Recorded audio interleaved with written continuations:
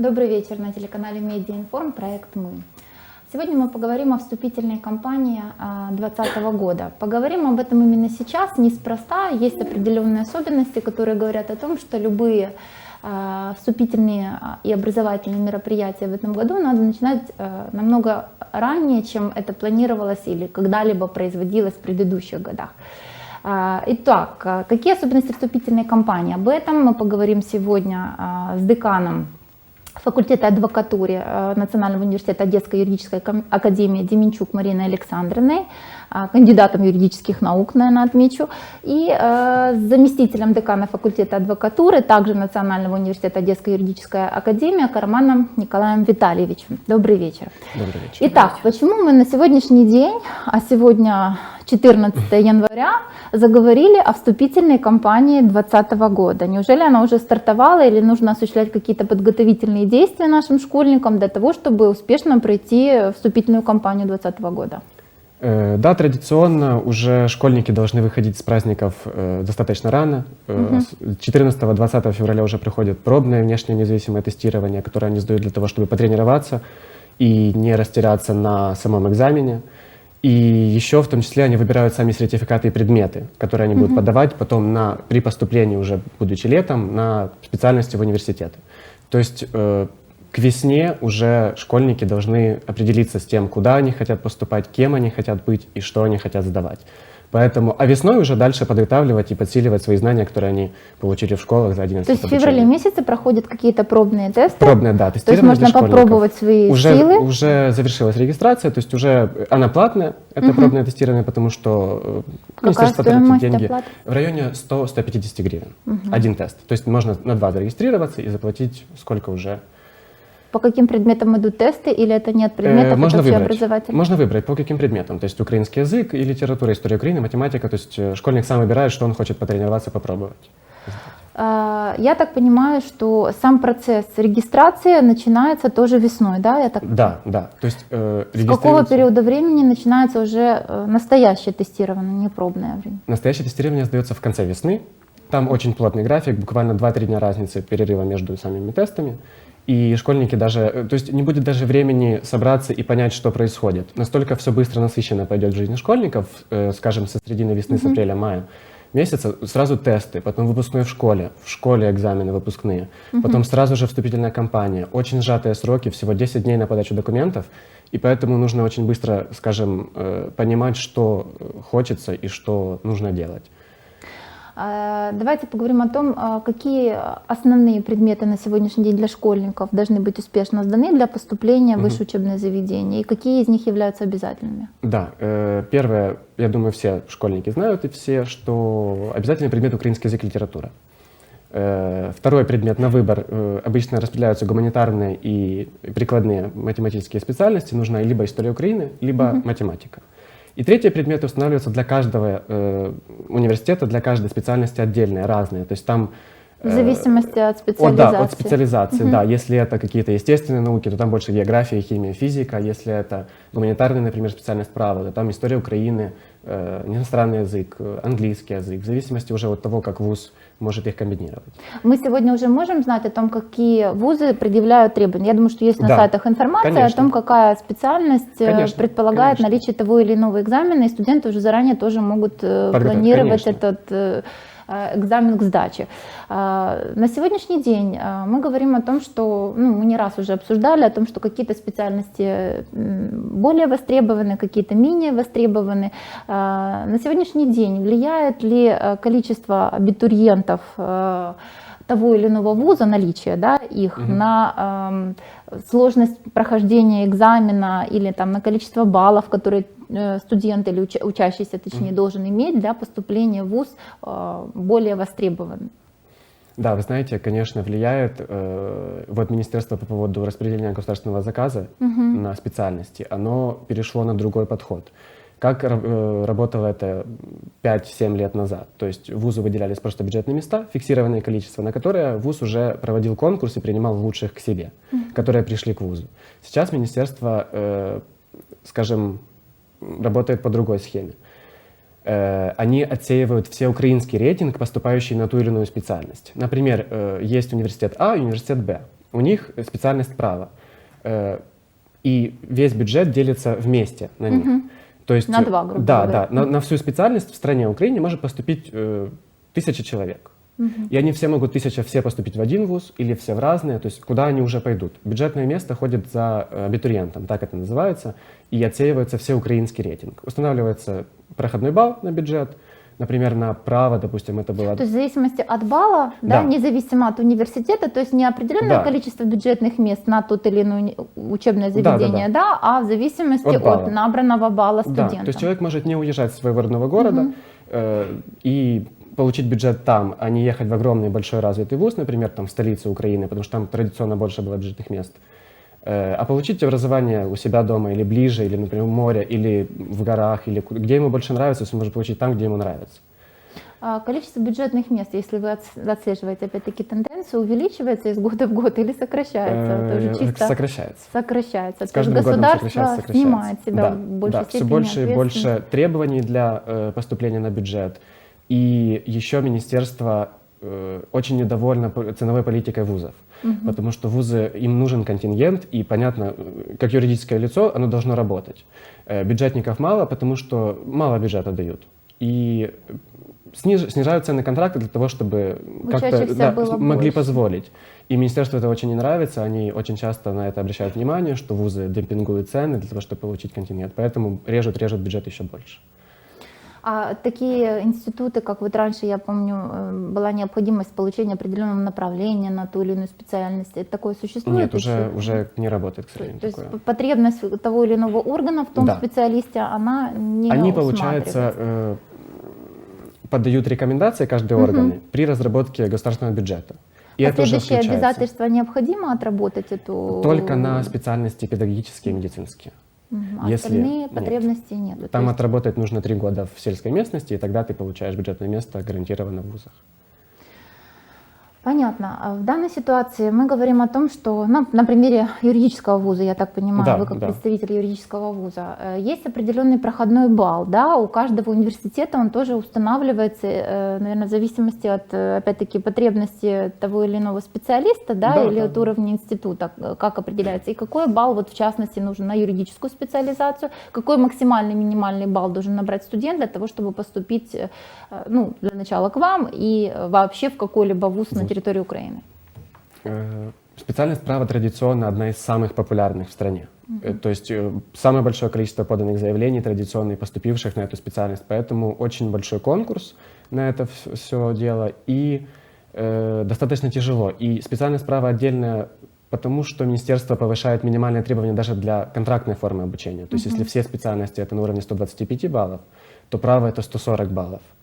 То есть Еще нужно какой-то вуз, не вуз, а специализация конкурирует с правоведением или нет? международное право. Международное. Они практически уравнены, поэтому они идут на одном уровне. 140 баллов. 140 Это баллов – это достаточно высокое минимальный количество, порог, который чтобы, должен... в принципе, иметь возможность подать заявление даже, не то что поступить, а потом уже участвовать в рейтинге, в конкурсе и дальше А пытаться максимальный балл поступить. устанавливается? Ну, 200, то есть, получается, устанавливается... Дополнительные какие-то гарантии, или точнее преференции есть у студентов, которые там участники всеразличных олимпиад, там, занимали призовые места на каких-то международных конкурсах? Учитывается, добавляет это баллы студентам? Да, конечно, учитывается, но опять же заметим тенденцию, что с каждым годом все меньше и меньше, скажем, привилегий учитываются.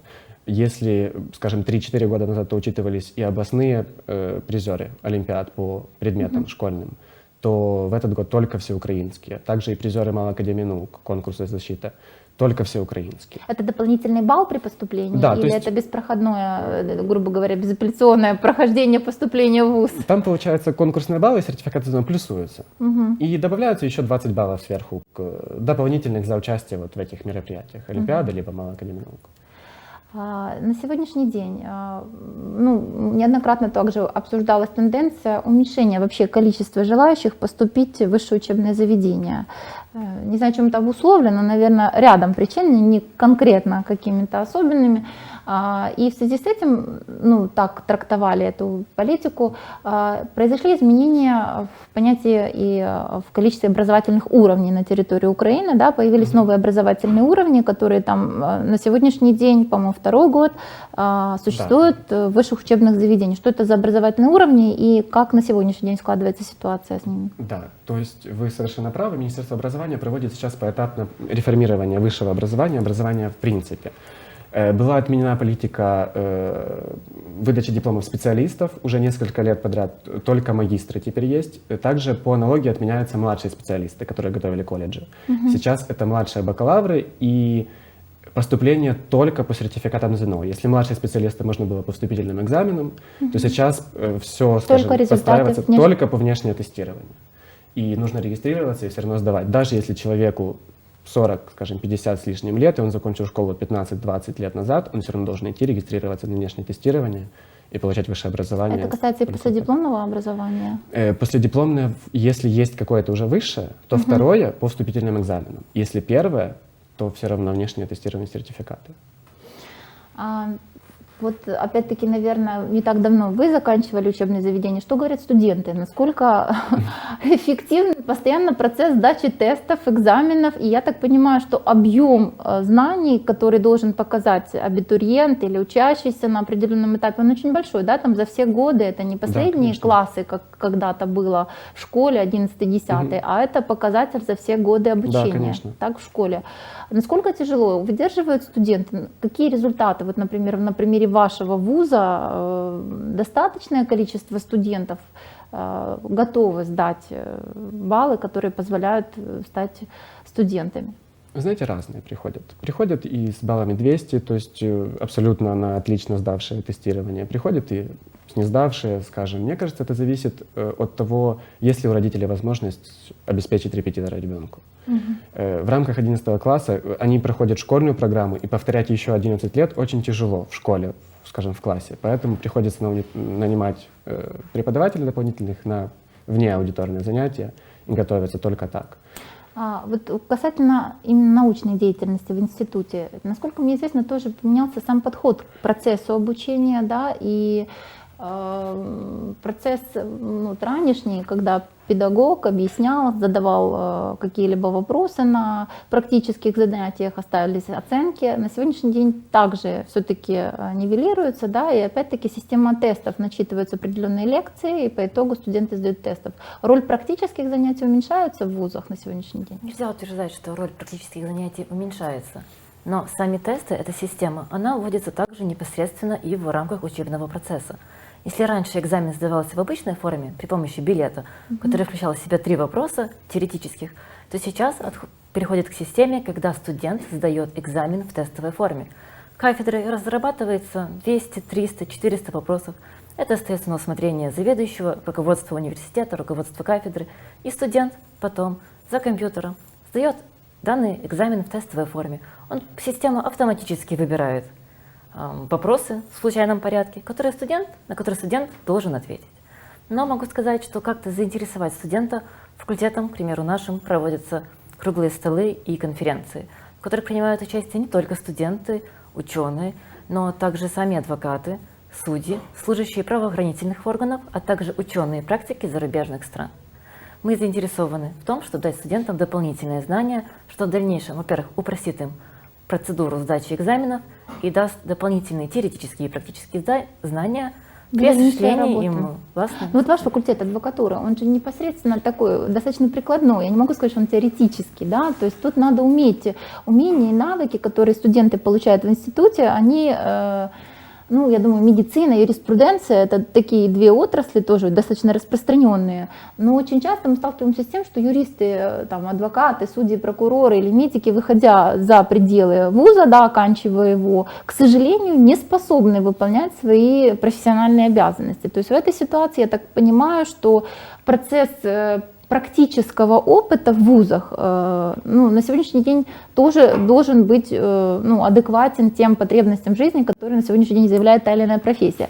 Насколько студенты могут принимать участие в непосредственном процессе? Есть ли, грубо говоря, возможность практиковаться у конкретных адвокатов или, допустим, принимать участие в судебных заседаниях, не просто как вольный слушатель? Почему? Потому что ну, дорогу осилит идущий. Иногда надо войти в процесс, по пару раз попробовать заявить какие-то процессуальные действия для того, чтобы это все отложилось и уже на практике появились определенные знания и навыки.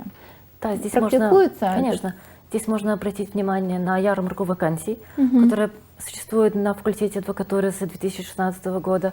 На время ярмарки вакансий студенты как младших курсов, так и старших курсов имеют возможность познакомиться с будущим работодателем и устроиться на работу, пусть не полный график, пусть какой-то свободный график, удобный для них. Также проводится моделирование судебных заседаний, в которых студенты примеряют на себя роли судей, адвокатов, прокурора. Кто-то будет выполнять роль заявителя, кто-то истца, кто-то ответчик, кто-то будет свидетелем. Таким образом, студенты вовлекаются в процедуру обучения и получают практические знания.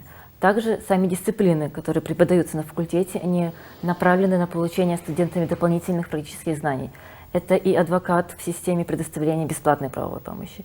Это и роль адвоката в хозяйственном процессе. В рамках данных дисциплин студенты получают практические знания, как правильно подготовить тот или иной документ, как правильно выставить свою линию защиты, либо же представительство интересов лица в суде. Ваше учебное заведение, ну вот ваше, например, отслеживает количество студентов, которые занимаются реальной профессией. Для себя ведете какую-то статистику? Все ли ваши выпускники в дальнейшем будут работать по профессии? Обратная связь существует? Наверное, уточнить для себя, потому что министерство отказалось уже вот с отмены направления, отказалось от мониторинга трудоустройства выпускников. Но Одесская юридическая академия и факультет адвокатуры мы поддерживаем связь, потому что мы потом приглашаем выпускников, будущих практикующих юристов, чтобы они проводили лекции и привлекали уже нынешних студентов. То есть и потом уже нашим выпускникам нужны помощники адвокатов, наши следующие выпускники, и дальше так мы вовлекаем их понемножку в профессию. А вопрос научной деятельности. Вот мы затронули, да, я хочу для себя понять, научная деятельность, насколько она затеоретизирована, я бы так назвала этот вопрос, насколько действительно опыт работы отражается в тех научных наработках, которые на сегодняшний день в том или ином вузе выходят в виде там, диссертации, я так понимаю. Почему? Потому что очень часто, и вот говорили о том, что недостаток науки, отсутствие прикладного характера, опыта работы сказывается негативно на тех или иных научных трудах. Тут в данной ситуации практический опыт работы студентов. Есть ли обязательные требования, чтобы тот или иной абитуриент поработал какой-то период времени? Или опять-таки мы ограничиваемся только научным подходом? Конечно же, студентам не всегда интересно слушать сухую теорию. Поэтому Тут даже не вопрос студентов, вопрос аспирантов, извините, перебил. Аспиранты, у них уже идет немножко другая направленность. Они заинтересованы в том, чтобы получить знания практически своей будущей работы, а именно преподавания. Поэтому они принимают участие, посещают лекционные и практические занятия других преподавателей. Они посещают методологические семинары, которые проводятся на базе университета и направлены на получение дополнительных компетентностей именно в сфере преподавания. Насколько мы конкурентоспособны на международном, вот вы говорили о научных конференциях международного уровня, насколько мы достойно выглядим на международном уровне и где представлены наши студенты, может быть, тоже куда-то ездят и показывают свой уровень знаний? Да, конечно, студенты и нашего университета, и студенты всей Украины ездят и участвуют на моделированиях судебных заседаний. Вот недавно, буквально в прошлом году, студенты университета заняли первое место на моделировании судебных заседаний, которое происходило в Австрии. То есть съезжаются студенты юридических вузов Европы в основном и моделируют судебные заседания Европейского суда. И у кого это на английском языке все происходит, у кого, скажем, получится ближе к правде, тот и получает приз. То есть студенты не только читают книжки, а стараются это воплощать на практике. К вопросу о призе. Существует ли понятие стипендии в качестве вознаграждения, не просто платы за обучение, а какие-то повышенные стипендии в связи с тем, что там студент хорошо учится. Да, конечно, конечно. То есть стипендии разнятся от минимальной до, в зависимости от баллов по рейтингу, повышенные и дальше. Минимальная стипендия какая? Сейчас 1100 гривен минимальная, а повышенная 1400. Ну, то есть если все пятерки, все на отлично, 1400 гривен можно получать. Еще выделяются стипендии президента Украины, Кабинета министров Украины за отдельные заслуги уже на, скажем, вне рамках вуза, а представление его на других каких-то площадках. И, то есть студент мотивирован, и он от его стараний зависит то, сколько и как он будет получать той же, скажем, стипендии. А вопросы трудоустройства, есть ли какое-то сотрудничество на факультете в дальнейшем? Вот если хорошие студенты, обращаются ли к вам в целях рекомендаций хороших студентов для дальнейшего трудоустройства?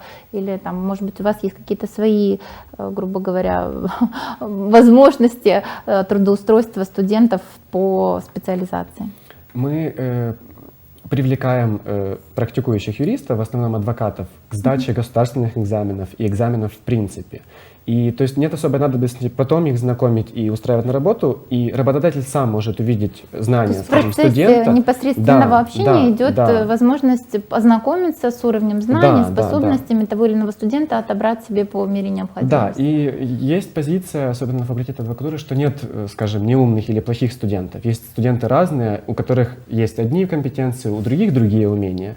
И разным работодателям разные студенты подходят. Поэтому они, скажем, просто в устном разговоре уже понимают, кто кому лучше подходит. В завершении я бы хотела все-таки, чтобы мы обратили внимание все-таки к вступительной кампании. На что на сегодняшний день в первую очередь надо обратить внимание, да, чему уделить большее внимание, и существует ли возможность обратиться в ваш вуз, если существуют какие-то вопросы у студентов, когда проходит мероприятие открытых дверей в вузах, есть ли они на сегодняшний день работают, либо это больше к лету происходит, и возможность, может быть, каких-то открытых дверей посещения ваших лекций или практических занятий, чтобы видели и ресурс того или иного университета материально-технический, ну и в том числе процесс образовательный, как происходит процесс начитки лекций, семинаров.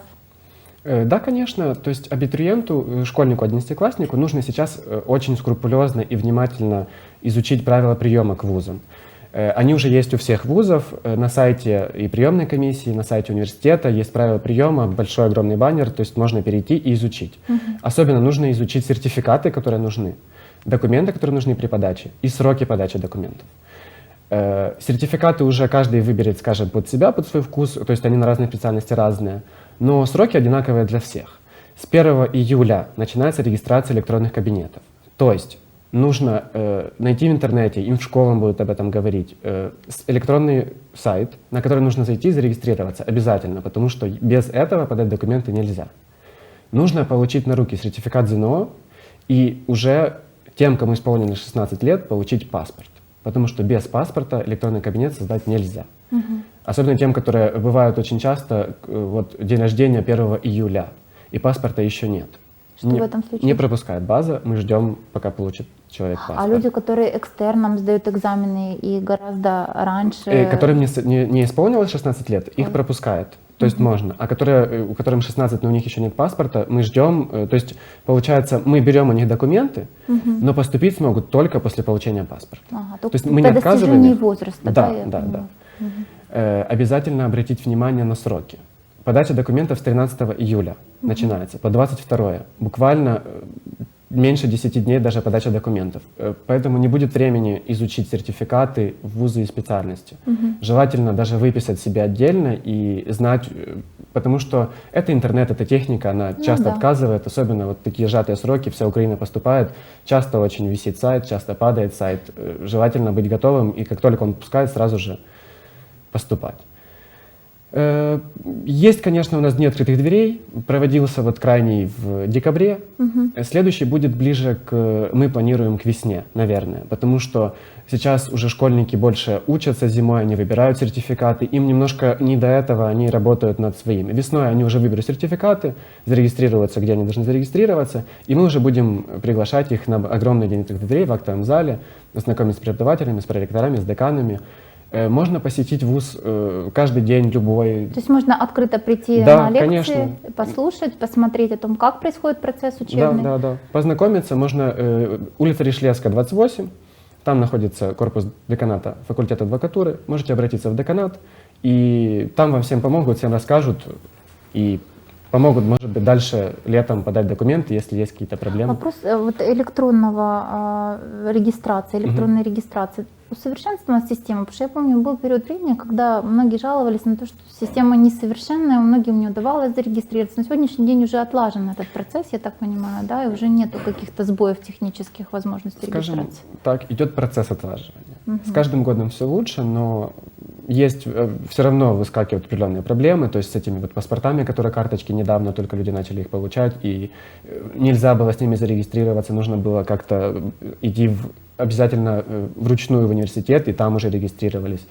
И база подстраивается, но уже лучше. К вопросу о возможности регистрации, какое количество вузов можно подать документы на сегодняшний день? Оно изменилось, оно имеет какое-то ограничительное число или Да, нет? то есть надо обратить внимание на то, что в прошлом году было 7 заявлений на бюджетную форму, в этом году всего 5. То есть нужно внимательно выбирать, опять же, я настаиваю на том, что нужно внимательно изучить предложения вузов, которые уже зимой выставляются на сайтах приемных комиссий всех вузов. И летом уже просто сделать то, что обсудили, скажем, на семейном совете, осмыслили и поняли, сделали правильный осмысленный выбор. Мы благодарим вам за столь подробный и интересный рассказ. Нашим абитуриентам 2020 года желаем успехов, чтобы все выбранные специальности была возможность получить в наших вузах Одессы, и чтобы был такой достаточный уровень, чтобы желающих поступать в высшие учебные заведения был гораздо больше. Благодарим вас, желаем вам успехов в Спасибо вашей вам работе. большое. Спасибо, до скорых встреч.